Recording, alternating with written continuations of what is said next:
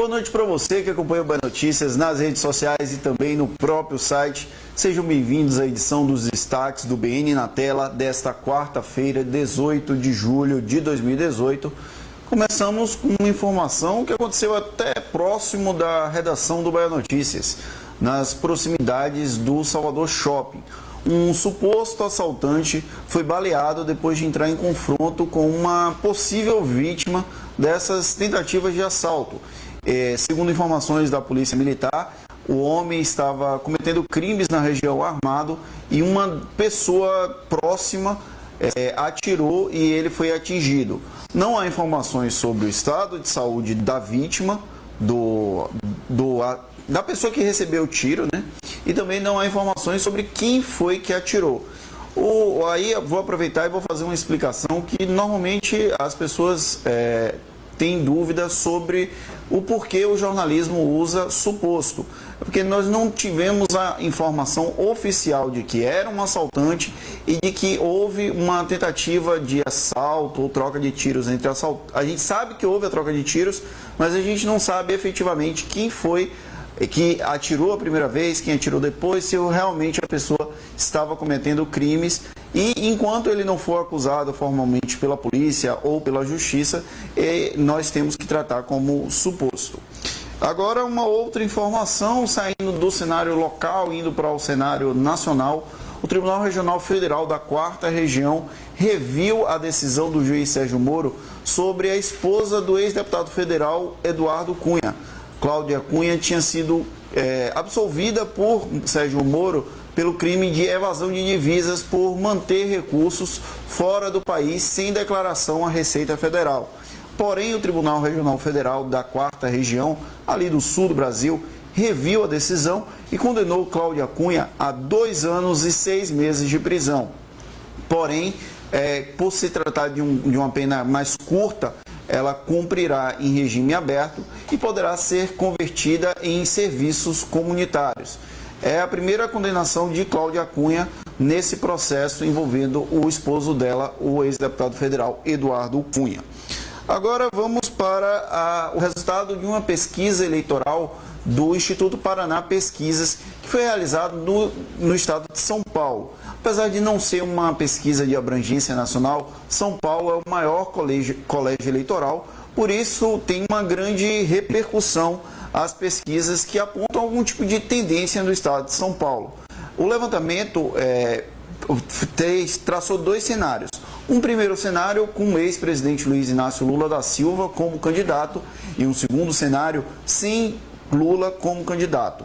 Neste primeiro cenário, com Lula candidato, o deputado federal Jair Bolsonaro, do PSL, lidera as intenções de voto com 21,1%.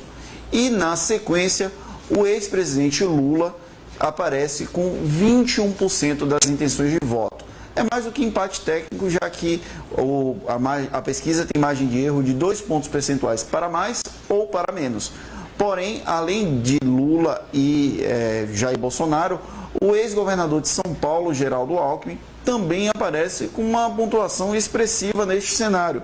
Alckmin aparece com 16,4% das intenções de voto, o que configuraria uma margem, dentro da margem de erro, como um empate técnico. Sem o ex-presidente Luiz Inácio Lula da Silva, o Jair Bolsonaro também lidera o cenário em São Paulo. Ele teria 22,3%, enquanto Geraldo Alckmin subiria de 16,4% para 19%. Mantém-se o empate técnico entre os 2 candidatos mais votados, porém Jair Bolsonaro aparece com uma folga um pouco maior do que no cenário com Lula. No cenário com Lula era apenas 0,1% de diferença. No cenário com Alckmin, sobe para 3,3% a diferença entre os candidatos que aparecem à frente da pesquisa eleitoral. Lembrando que essa pesquisa ouviu 2.000 eleitores em 84 municípios de São Paulo entre os dias 12 e 17 de junho, ou seja, já tem quase um mês, já tem um tempinho ela. O levantamento tem nível de confiança de 95% e margem de erro de 2 pontos para mais ou para menos. levantamento, a pesquisa foi registrada no Tribunal Superior Eleitoral com o número BR 08361/2018.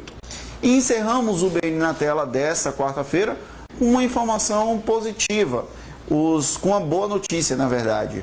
Os 12 jovens e mais o professor, o treinador do time de futebol Javalis Selvagens, que ficaram 18 dias presos na caverna lá na Tailândia, deram uma entrevista coletiva hoje pela primeira vez, depois de terem ficado tanto tempo afastados da humanidade. Nessa primeira entrevista coletiva, os jovens pediram desculpas aos pais por terem se aventurado na caverna. Segundo eles, era uma visita rápida, eles esperavam ficar uma hora e meia explorando a caverna. E aí, quando eles estavam para voltar, perceberam que houve o alagamento e eles não conseguiram mais sair. Além disso, os jovens tentaram cavar um buraco para sair da caverna. O buraco chegou a atingir 4 metros, mas não foi para lugar nenhum. Quando eles estavam com fome, eles bebiam água para tentar enganar a fome e, para passar o tempo, eles jogaram damas. Essas informações foram divulgadas pela imprensa internacional e tem um detalhe: eles perderam a noção do tempo, então eles não sabiam que ficaram 18 dias presos na caverna. A gente vai ficando por aqui. Agora, antes de encerrar formalmente o live, a gente vai para a parte das interações com os nossos leitores. Obrigado, Priscila. Rita Dalcum falando com a gente, Flávia Mendes Wagner Mota, Gilcilene Santos, Lenira Souza de Carvalho, Adilza Almeida, Lu Santos, Wellington Silva Paixão, Tele Santos, Wilton Soares Santos Filho, Denilson Santos, Naldo Figueiredo, Mari Rodrigues, Lucas Almeida de Souza, Kekel com saudades da Bahia, Rogildo de Oliveira acompanhando o Bahia Notícias, o BN na Tela de Birataia, obrigado pela audiência, Júlia Novaes de São Paulo, Veraci Nogueira, Daniela Santos, Cláudio Pimenta, olha, grande abraço, dessa vez ele não reclamou que a ausência de Rebeca, obrigado pela audiência, viu, Pimenta? Valcilene Martins Leal, Maurício Costa, Bernadette Bispo, Joelson Nascimento, Aline Santana, falando da Suíça, mais uma vez, de Genebra, na Suíça. Inclusive, ela escreveu: eu acho que isso aqui é francês, mas eu não sei dizer não, viu, Aline? Obrigado pela audiência.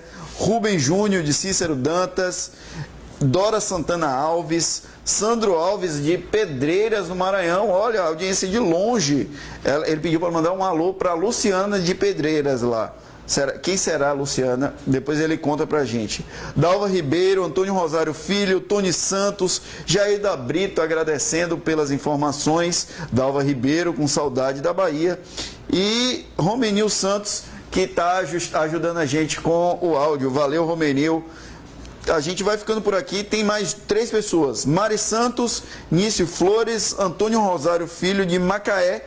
E apareceu agora uma última de Santa Luz, comemorando 83 anos, Maria Bernadette Nascimento. Parabéns!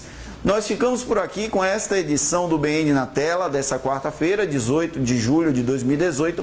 Retornamos amanhã às 18 horas com as principais informações do dia para te deixar muito bem informado. Mas se você quiser saber tudo o que acontece na Bahia, no Brasil e no mundo, não deixe de acessar o www.bahianoticias.com.br. Um abraço e até amanhã.